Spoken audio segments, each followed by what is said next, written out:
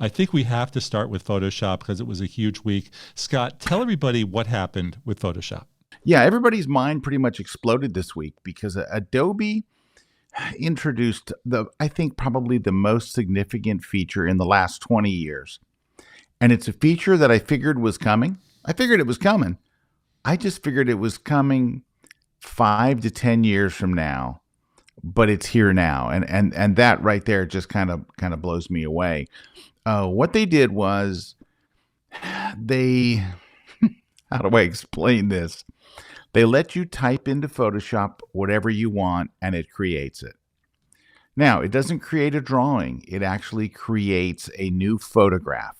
So if you said, I want to create from scratch, I want a grassy area with a lake, and then I want a rowboat in it, it would create the grassy area and the lake, and it would pull from a library of millions of photographs. It would create a custom lake and a custom grass, so nobody else would have that same grass or that same lake. It would put a rowboat in it, and the rowboat would have the exact right lighting to match everything else, the exact reflection, the shadows, the perspective, the scale, and every single thing. Let's show. Okay. First of all, we'll get back to, you have a class on that, and we'll talk about the bride in a minute. So we'll start with Lisbon. What's it called? Siena. This is Siena. Siena. This is the castle that everybody goes to when they go to Lisbon. It's a wonderful place, and it's packed with tourists. Packed with tourists. There they are. Scott, remove them. Tell everybody how you did that. You just take your lasso tool, you put a lasso around all the people, and you click the word generate. 12 seconds later, they're all gone. Did you say in generate, remove them? Nope. It knows. It knows. Oh, you must want these people out of here. It is artificial intelligence. It knows. It's amazing how it knows, but it does. It just goes, oh, you probably want these people out of here. Here, let me take care of that, and I'll rebuild the stairs that are missing over here. Let me turn off this stupid thing so we don't keep hearing dings all the time here. It's okay. Put my focus on. We haven't been hearing it. Let's go to another shot. This is, where is this? This is northern Italy in the Dolomites or Dolomites. I've heard it pronounced numerous ways. That's in the something Val d'Orio region, I believe. Right, and I believe you wanted to add some sheep, right? Yeah, how about a herd of sheep? So I just selected over that side and said herd of sheep and click generate. And when you hit generate, Jeff, it gives you 3 different choices. It says, okay, here's sheep 1, here's a herd of another sheep, here's another herd. If you don't like any of them, you just hit generate again, wait 12 seconds, it'll give you 3 completely different herds of sheep. But the interesting thing about it is, again, it generates these on the fly from many, many, many pictures of sheep. So when you put these sheep there, they will look like no one else's sheep. So if you hit generate again and generate again, each time it's guaranteed to be different sheep because it's not putting a photo of sheep there. It's combining a bunch of photos of sheep and creating it. And notice the lighting is correct. The shadows are correct. The perspective. All I did was draw a lasso selection and hit a herd of, I typed in herd of sheep and boom, it's done. Okay. Yeah, that's nice. This is Venice canals. I think you said on your live stream the other day, boring picture. I don't think it's boring. I think it's pretty. But you decided to add part of a gondola. Yeah, I typed in, I made a rectangular selection right where you see the front of the gondola, and I typed in front of gondola. And it puts it there with the right perspective and the right size. And it is just a miracle. It analyzes the photo. And if it needs a reflection, it adds a reflection. It just does whatever you want. I don't even know what to say because I'm doing it. And I know what it does. I've been working on it for a while. And my jaw still drops. I'm like, how does it know? And it gives me a gondola that is a composite of a number of different gondolas. Now, I will tell you this, Jeff. Every once in a while, It's messed up.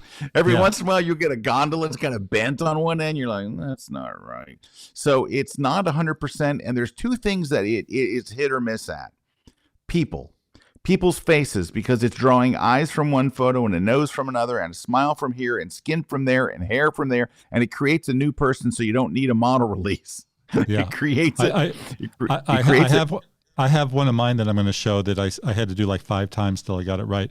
This Yeah, one is then it looks good. Yeah. This one is just an average picture of the dunes in Oceana, California, and I decided to put the Eiffel Tower there, and there it is. That was my first one, and put it in the right place. They added the people as a bonus, which I thought was nice. This one is the picture that's just a nice little shot from up on a hill looking down at Pismo Beach, and I wanted to add people, and there they are. And there they are. And there they are, and it looks good, right? And the light's coming from the right side, right? It's just, it looks great. It looks like they're really there. You would never have any reason to think that they weren't there. Yeah, and because you don't see their faces. They're not all messed Some of up. them, though they did, look like cartoons. But this one was pretty good. We need to get into the ethics and how we feel about this as photographers. There's comments coming in. There was one great comment I saw earlier today from Mark Lowndy. I think this has the potential to make excellent art, but it also ruins what is special about photography. That is the understanding that if you are standing next to the camera, you would essentially see the same thing. Photography has the ability to transport us to places and times we could not ordinarily go. This is not that. We are seeing photos that aren't real. How do we feel about this, Scott? I'm sure you've gotten a lot of feedback about this week. I have. Here's what I would say to Mark. Mark, you've always been able to do this. We could do it 2 weeks ago. We could do it 2 months ago. We could do it 2 years ago. I could easily add a boat to any image. I could add a dead tree to any image. I could add the sky that I wanted. There's a sky replacement feature in Lightroom and Photoshop. We've been able to do this always. Always. I've been able to remove tourists as long as I can remember. It just takes a long time. We've always been able to do this stuff. It's just now automating the process of it. And it is creating this new... You can have people generated that don't exist, right? And so it was interesting because I was talking with a friend of mine about this, and he's like, look, if you take a picture of somebody on the street and you want to use it in an ad, if you don't have a model release, of course, you can't use that for commercial purposes, but you could just circle their face and replace it with another face and it will do it perfectly. I mean, boom, new face. Now, every once in a while, the face has one eye kind of closed and, you have to hit generate again. But whatever face that you create is a new, unique face and does not need a model release because that person doesn't exist. They can't come and call you out for improper use of publicity because that it generates it. So I think that it's important that we don't lose sight of this isn't letting you do something you couldn't do before. What it is letting it do is let non-Photoshop experts do it. Like if you were really good at Photoshop, you could add a boat and put a reflection and turn it to the right side of the light. The people that are good at compositing can composite like bandits and you'd never know. People have been compositing and adding things to images and getting caught in photo contests for years.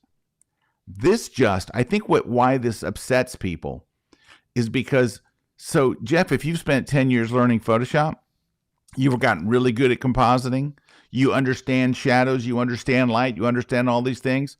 And then now a kid can walk up to the computer and say, add a duck to this picture, go. And there's the perfect size duck scaled with a drop shadow. And you're like, that didn't take any skill. Right. So what has happened is the bar to entry has been lowered big time because this is the same stuff we've been able to do. So if you keep that in your mind, it helps you to deal with this better. It does help you to deal with, I guess it's true. I could always add a boat. I could always add a tree. But because it was hard, Jeff, and we might get caught, we didn't do it that often. I don't like adding things to my photos that aren't there. But now it's so easy. I'm thinking, maybe I should, boy, if a flock of birds were flying over right now. But I would be compelled just because well, especially because of my job, I would be compelled to tell someone if they said, were those birds really there? I'd have to say, no, I generated those. I would have to say it. But in the past, if somebody said, are those birds really there? I would say, no, I composited them in Photoshop, even though I did it the hard way. I don't know if we get any extra points, Jeff, for doing things the hard way. That's like saying I always shoot in manual on my camera. Well, don't you have other things that'll make it easier? Yes, but I like doing it the hard way. I prefer setting every setting in my camera manually. I don't want my camera to set my shutter speed or my ISO or any of that. I want to do it the hard way because I'm charging by the hour. I'm charging a client, so I want this to take an hour instead of 2 minutes. So it is a different mindset. Okay, well, everyone's got to realize we can always do this stuff. In defense of manual, I shoot everything on manual because I find it easier. I like to know, I like to be in control. But that said, you run a company that is devoted to teaching people Photoshop. What's this going to do to Kelby One? Well, right now it'll be okay because we're going to be teaching people how to use this, right? So I have a book that was supposed to go to press next week, and it's being delayed while I write a new chapter on all of this. So at the first part of this, it's going to be us teaching people how to use this. There's a lot to know. There's a lot to putting the right prompts in and making the right selections and stuff to have a really successful, it does help if you know what not to do, what to do, and things like that. However, yeah, I'm kind of freaked out, Jeff. I'll tell you, we're all kind of freaked out because things that we used to have to teach, like I'm thinking, and there's another new tool that is AI based, and it's called the Remove tool.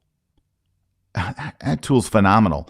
Yesterday or a day before yesterday in my live broadcast, I took a photograph of a dog in the shelter, and he was behind a fence, and I just painted over it, and the fence was gone, and it's just the dog, no fence. Now shooting in a zoo is like you're going to be in Africa because the fences are gone. This AI-based stuff is a lot of the techniques we used to choose go out the window. I had a whole technique, Jeff, that we did on removing tourists, where you would stand there with the camera and you would hold it still. I mean, if you could put it on a tripod, but when there's a lot of tourists, it's very unlikely. You take a picture. You wait 15 seconds. You take another picture. You wait 15 seconds. You do this again and again and again until you have 10 or 15 pictures. You take them. You open all 15 in Photoshop. You go in and there's a script you can run under the statistics section of some place no one ever goes. You can set this thing to median. You can click on it. It would analyze the image, and anybody that moved, it would get rid of them. And then you'd have some cleanup to do afterwards. And it was a really neat technique. Like, man, you're showing people how to get rid of tourists. Now, I don't even know if I need to teach it. All you would just say is select the people you want gone and click OK. Okay. Well, I should let everybody know that you have a class. It's up now on how to use the new Photoshop and the new AI tools. I want to go to some questions here because they are pouring in. Hey, Jeff, can I show you that picture you just looked at? Can you pull it up again? Yeah. Because this is kind of interesting. Look, see the original photo? Yes. It was cut off at her waist. That was the end of the photograph. It drew in her body. It drew in the rest of the what you call it? It drew in the doors. It drew in the background behind her. We switched the dress, her necklace. We added a tiara. We added earrings. This is a 60-second project. Okay, but did you draw a lasso on her hair and say put a tiara in there? Yes. Yeah, I just drew a selection in her hair, and it gave me, do you like any of these three? And I said, no, let's try another set. I drew a selection on her, what's the word for it? A neck? For the jewelry? Yeah, you could say neck. Yeah, there's a better name. There's a more appropriate name that's, on her décolletage. Mm-hmm. I drew a neck on her I drew a selection on her décolletage, and it added that necklace. And I drew a selection where I wanted the earrings to go, because if you want little earrings, you make a little selection. If you want long earrings, you make a long selection. I drew a selection around her dress, But I look at how it not only did it add a different dress, it added legs and a whole pose, and I mean, this is crazy stuff. Dwight has a question, but is it real or is it real or is it Memorex? Okay, you're old enough to remember that one. Is it Sure. real or is it a photo? Did Scott Kelby take that photo? Is that Dwight says this AI is rough on those of us who do traditional photo manipulation contests, now in competing with those who use AI as opposed to the traditional methods of creating layers, masks, and blending modes. So what do you say? I say Dwight's in trouble. I agree. I mean, I don't know how to say it any other way than that. Is now you're competing against Adobe's cloud. Yeah, this is going to be a real shakeup. Like, there are people who make their living as compositors, right? They make their living doing composites. And now the computer will do the composites for you. You can say, I did in my class, Jeff, I had a Tesla shot of a Tesla taken in a studio. And I said, put it in a new car showroom. Here's 3 different new car showrooms. Which one do you want? I mean, it came out incredible. I put it in an airplane hangar. I put it in a top of a parking garage downtown in front of a hotel. It does the reflections on the ground. It does the shadows under the car. It's crazy. And it's just done in seconds. What's this going to do to Dwight? Like, Dwight's entering contests, and now he's going to be competing against a computer. It's not fair, but it's not fair. I'm sorry, Dwight. Yeah, but when you submit a photo and you say photographed by Scott Kelby, and this bride wasn't wearing the earrings, wasn't wearing the dress, wasn't I forget what else, the tiara. Do you say that, or do you say created by Scott Kelby in Photoshop? I would say it because I'm an educator, and I want people to say, how did you do that? Show me how you did that. That's my job, right? That's how I make my living. But if I go on Instagram and I post a photo, I'm just going to post the photo. If I added a tree, okay, let's just go back a month. If I added a tree a month ago, I don't go, hey, everybody, see that tree on the left? I added that. I just post the photo. Nobody's going to go and start calling out everything in their photo that they did in post. This photo didn't look nearly this good when I took it. Here's the before. Unless you're an educator, people don't do that. So I'm in a different situation than your average person. I don't think you're going to have people posting a lot of Instagram images and saying, this is a fake. I did not do this, unless they're trying to make the point that it's a fake. I don't think it's going to happen. I really, really don't do. Hey, Roy's got an interesting question there. Yes. Now, he says, would it draw inappropriate material? When I did the Dunes shot, I did a lasso. I said, show me a sexy 1940s actress. And they said that, no, we don't do things like that. Yeah, you put the word sexy in there. Even if you select a chest area, if you go below the décolletage, it'll give you a warning like, no, nice try. So you'll get it. It is, now I will say this, Jeff, it is overly sensitive, because sometimes you'll just pick a lake and say, add a fish, and it'll say, oh, that's inappropriate. And you're like, oh, come on, it's a fish, But I've also found that if you deselect and reselect again, sometimes it'll do it. But I've never had to do anything inappropriate. I've never had to do something sexy, or it'll also won't let you take a gun, put it in somebody's hands, and add it to a murder scene. See, he did it. Yeah, or put in a prominent person. You can't name a person, right? Yeah, you can't name a brand either. So if you say I want a Tesla, it'll just come up with a generic car. Unless you open a photo of a Tesla, it's not going to say, oh, here's a Model 3. Where would you like it? It doesn't do brands yet.